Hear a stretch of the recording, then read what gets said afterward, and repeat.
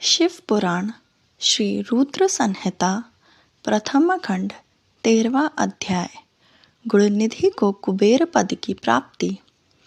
नारद जी ने प्रश्न किया, हे ब्रह्मा जी, अब आप मुझे यह बताएं कि गुणनिधि जैसे महापापी मनुष्य को भगवान शिव द्वारा कुबेर पद क्यों और कैसे प्रदान किया गया। हे प्रभु, कृपा कर इस कथा को भी बताएं। ब्रह्मा जी बोले, नारद, शिवलोक के सारे दिव्य भोगों का उपभोग तथा उमा महेश्वर का सेवन कर वह अगले जन्म में कलिंग के राजा अरिंदम का पुत्र हुआ। उसका नाम दम था। बालक दम की भगवान शंकर में असीम भक्ति थी। वह सदैव शिव जी की सेवा में लगा रहता था। वह अन्य बालकों के साथ मिलकर शिव भजन करता। युवा होने पर उसके पिता अरिंदम की मृत्यु के पश्चात दम को राज सिंहासन पर बैठाया गया। राजा दम सब ओर शिव धर्म का प्रचार और प्रसार करने लगे। वे सभी शिवालयों में दीपदान करते थे। उनकी शिवजी में अनन्य भक्ति थी। उन्होंने अपने राज्य में रहने वाले सभी ग्रामाध्यक्षों को यह आज्ञा दी थी कि शिव मंदिर में दीपदान करना सबके लिए अनिवार्य है। अपने गांव के आसपास जितने शिवालय हैं वहां सदा दीप जलाना चाहिए। राजा दम ने आजीवन शिव धर्म का पालन किया। इस तरह से वे बड़े धर्मात्मा कहलाए। उन्होंने शिवालयों में बहुत से दीप जलवाए। इसके फलस्वरूप वे दीपों की प्रभा के आश्रय हो मृत्यु उपरांत अलकापुरी के स्वामी बने। ब्रह्मा जी बोले, हे नारद, भगवान शिव का पूजन व उपासना महान फल देने वाली है। दीक्षित के पुत्र गुणनिधि ने, जो पूर्ण अधर्मी था, भगवान शिव की कृपा पाकर दिक्पाल का पद पा लिया था। अब मैं तुम्हें उसकी भगवान शिव के साथ मित्रता के विषय में बताता हूँ। नारद, बहुत पहले की बात है। मेरे मानस पुत्र पुलस्त्य से विश्वा का जन्म हुआ और विश्वा के पुत्र कुबेर हुए। उन्होंने पूर्व काल में बहुत कठोर तप किया।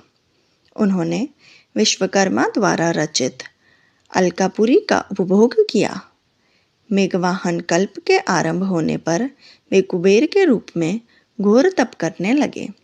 वे भगवान शिव द्वारा प्रकाशित काशीपुरी में गए और अपने मन के रत्नमय दीपों से 11 रुद्रों को उपबोधित कर वे तन्मयता से शिवजी के ध्यान में मग्न होकर निश्चल भाव से उनकी उपासना करने लगे। वहां उन्होंने शिवलिंग की प्रतिष्ठा की। उत्तम पुष्प द्वारा शिवलिंग का पूजन किया। कुबेर पूरे मन से तप में लगे थे। उनके पूरे शरीर में केवल हड्डियों का ढांचा और चमड़ी ही बची थी। इस प्रकार उन्होंने 10,000 वर्षों तक तपस्या की।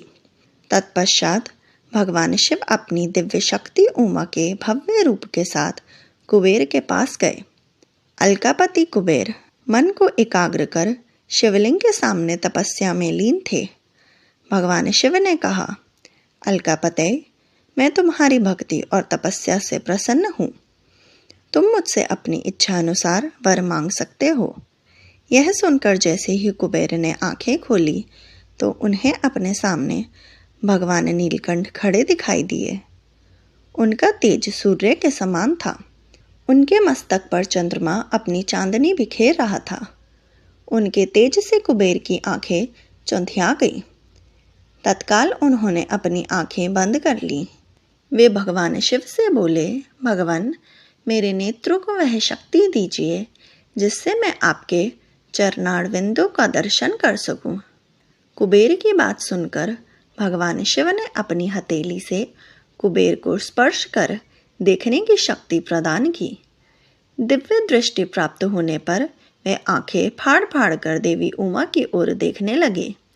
वे सोचने लगे कि भगवान शिव के साथ यह सर्वांग सुंदरी कौन है। इन्होंने ऐसा कौन सा तप किया है जो इन्हें भगवान शिव की कृपा से उनका सामीप्य, रूप और सौभाग्य प्राप्त हुआ है। वे देवी उमा को निरंतर देखते जा रहे थे। देवी को घूरने के कारण उनकी बाईं आंख फूट गई। शिवजी ने उमा से कहा, उमे, यह तुम्हारा पुत्र है। यह तुम्हें क्रूर दृष्टि से नहीं देख रहा है। यह तुम्हारे तपबल को जानने की कोशिश कर रहा है। फिर भगवान शिव ने कुबेर से कहा, मैं तुम्हारी तपस्या से बहुत प्रसन्न हूँ। मैं तुम्हें वर देता हूँ कि तुम समस्त निधियों और गुह शक्तियों के स्वामी हो जाओ। सुव्रतों, यक्षों और किन्नरों के अधिपति होकर धन के दाता बनो। मेरी तुमसे सदा मित्रता रहेगी और मैं तुम्हारे पास सदा निवास करूँगा, अर्थात तुम्हारे स्थान अलकापुरी के पास ही मैं निवास करूँगा। कुबेर, अब तुम अपनी माता उमा के चरणों में प्रणाम करो। ये ही तुम्हारी माता हैं। ब्रह्मा जी कहते हैं, नारद, इस प्रकार भगवान शिव ने देवी से कहा, हे देवी, यह आपके पुत्र के समान है, इस पर अपनी कृपा करें। यह सुनकर उमा देवी बोली, वत्स, तुम्हारी भगवान शिव में सदैव निर्मल भक्ति बनी रहे।